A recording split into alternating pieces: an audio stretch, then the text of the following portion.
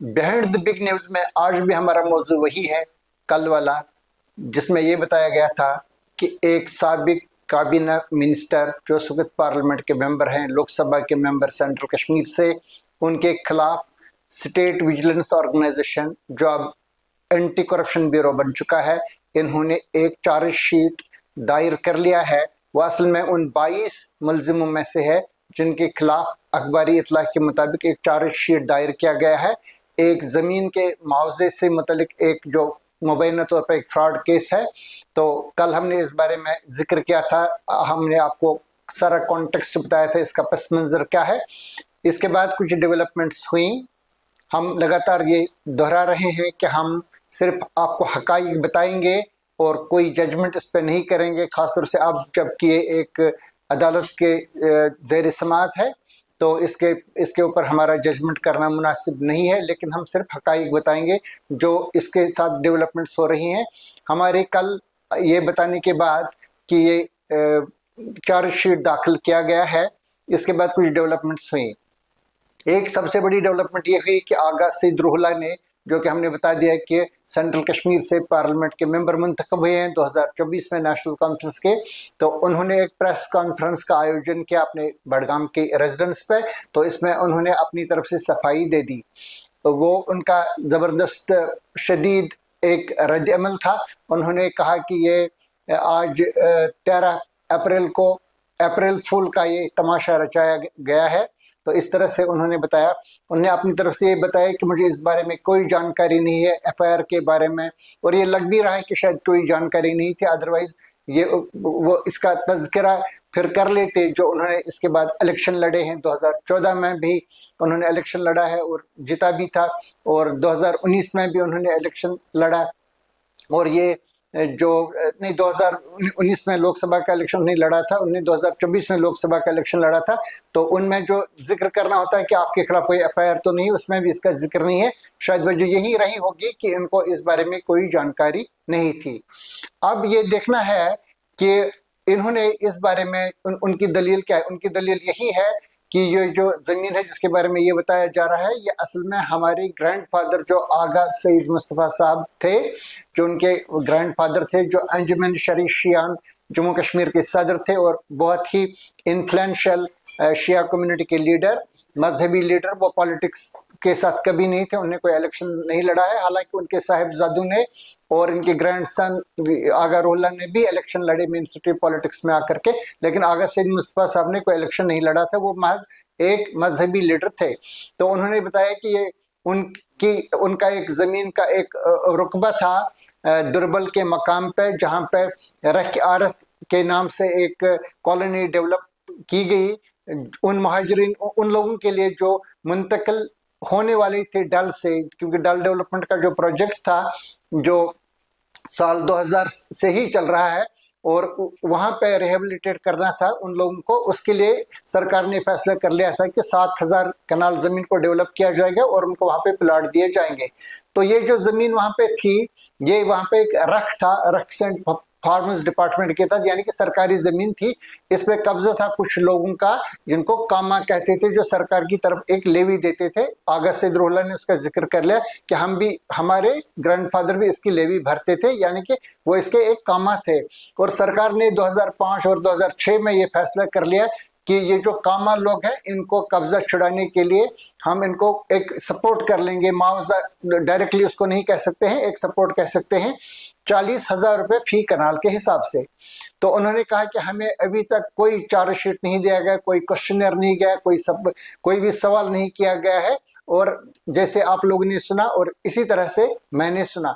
उसके बाद हमने विजिलेंस ऑर्गेनाइजेशन के कुछ लोगों से बात की, लेकिन वो अभी तक डिटेल्स फराहम नहीं कर रहे हैं। हम ये समझने से कासिर हैं कि ये जो एसीबी है ये मामूली चीज़ों पर भी एक प्रेस रिलीज जारी कर लेते हैं, लेकिन कल जो ये बड़ी डेवलपमेंट हुई ये जम्मू के एक अखबार के जरिए लोगों तक आ गई। इस बारे में अभी तक उन्होंने कोई स्टेटमेंट जारी नहीं किया है, क्या ये वाकई ये चार्जशीट दाखिल किया गया है या नहीं किया गया है, लेकिन हमारी इत्तला ये है कि चार्जशीट दाखिल किया गया है। इसमें एक दूसरी एक सिग्निफिकेंट बात है कि जिस वक्त चार्जशीट दाखिल किया जाता है उस वक्त मुलजमीन को भी जज साहब के सामने पेश किया जाता है। अभी तक हमारे पास ऐसी कोई इतला नहीं है कि इसमें जो हाई प्रोफाइल लोग हैं इनको वहां पे जज साहब के सामने पेश किया गया। ये लग रहा है कि शायद उनको ये मौका दिया गया है कि वो किसी वकील को भेज देंगे और उसके बाद जमानत वगैरह हासिल कर लेंगे। एक रियायत उनके साथ बरती जा रही है, क्योंकि इसमें हाई प्रोफाइल लोग हैं जो मजहबी और सियासी पस मंजर जिनका है। हमने बता दिया आगा सईद रोहला जो है ये लगातार 3 बार 2002, 2008, 2014 में लोग असेंबली के लिए, जम्मू कश्मीर असेंबली में नेशनल कॉन्फ्रेंस के मेंबर रहे हैं, member of legislative assembly from Budgam. उसके बाद 2024 में ये पार्लियामेंट के मेंबर मुंतखब हुए हैं और 2009 से 2015 तक लगातार ये कैबिनेट मिनिस्टर, काबीना दर्जे के मिनिस्टर थे, मिनिस्टर फॉर रिन्यूएबल एनर्जी वगैरह। इसके अलावा भी कुछ और महकमे थे, इंफॉर्मेशन टेक्नोलॉजी वगैरह का महकमा भी इनके पास था। तो ये इनका ये कहना है कि मुझे इस बारे में कोई जानकारी नहीं दी गई। जब हमने विजिलेंस ऑर्गेनाइजेशन, अब हम एसीबी कहेंगे, एसीबी के एहलकारों से बात की तो इसमें कोई डिटेल्स नहीं दे रहे हैं, लेकिन अपने तौर से हमने थोड़ा सा इस बारे में तहकीकात करने की कोशिश की तो पता चला कि साल 2011 में 28 फरवरी 2011 को एक इन्वेस्टिगेटिंग ऑफिसर ने एक लेटर जारी किया है, इन सब लोगों को नहीं, सिर्फ आगा सईद हसन को, जिसके बारे में ये बताना जरूरी है कि वो पहले एक मेन स्ट्रीम पॉलिटिकल लीडर थे जिन्होंने के इलेक्शन भी लड़े हैं, लेकिन बाद में 1990 के बाद वो एक अलहदगी पसंद लीडर हैं और ये हुर्रियत कॉन्फ्रेंस के साथ भी लगातार वाबस्ता हैं। उनके फर्जंद ने अभी बडगाम से पीडीपी के टिकट पे इलेक्शन लड़ा और हारा। ये इनका सियासी बैकग्राउंड है, लेकिन वो अंजुमन शरीफ शाम के इस वक्त के सदर हैं। तो उनको एक क्वेश्चनियर भेजा गया है इन्वेस्टिगेटिंग ऑफिसर की तरफ से 28 फरवरी 2011 को under letter number FIR SLK 18/9-423। ये इंपॉर्टेंट बात यह है कि उस वक्त आगा सईद रोहला ने सिर्फ MLA थे बडगाम से, बल्कि वो काबीना दर्जे के मिनिस्टर भी थे, कैबिनेट मिनिस्टर थे, और उस वक्त ये कार्रवाई हुई है। और इसी मतलब उनकी मुद्दत के दौरान ही ACB ने इसकी तहकीकात तकरीबन मुकम्मल कर ली है।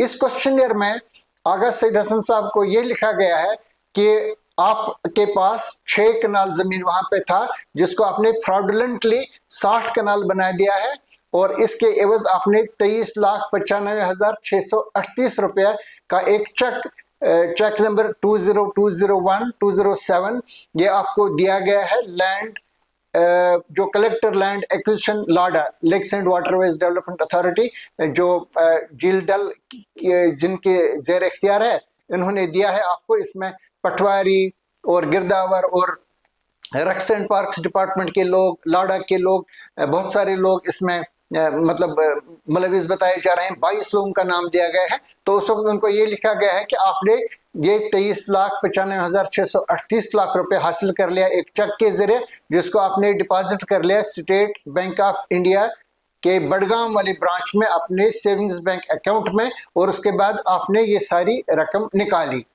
अब जो आगा सईद रोहला ने कल बताया, उन्होंने कहा कि ये अभी तकसीम नहीं हुई है, हमारे पास जो जमीन वगैरह थी ग्रैंडफादर की, इसके एक कस्टोडियन है हमारे अंकल, शायद इशारा उन्हीं की तरफ था। आगा सईद हसन जो उनका अंकल है, तो उनका इशारा शायद उनकी ही तरफ था। उन्होंने बताया आगा सईद रोहला ने कि इन्होंने हमें 80,000 रुपया दिया है अपने अकाउंट से, मतलब अपने, हमने कोई पैसा लाड़ा या किसी दूसरे सरकारी इदारे से वसूल नहीं किया है, ये उन्हें अपनी तरफ से सफाई दे दी है।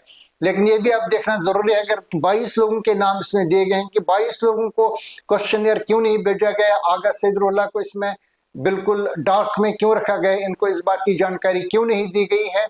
और ये एक सीरियस मसला बन जाता है जब उनको मामला ही नहीं होगा, तो उनके इलेक्शन के फॉर्म में भी इसका जिक्र ही नहीं होगा जो हुआ है, इनको इसकी जानकारी ही नहीं थी, इस वजह से उन्हें उसका जिक्र भी वहां पे नहीं किया है। और ये पीपल्स रिप्रेजेंटेशन एक्ट में भी एक इशू बन सकता है।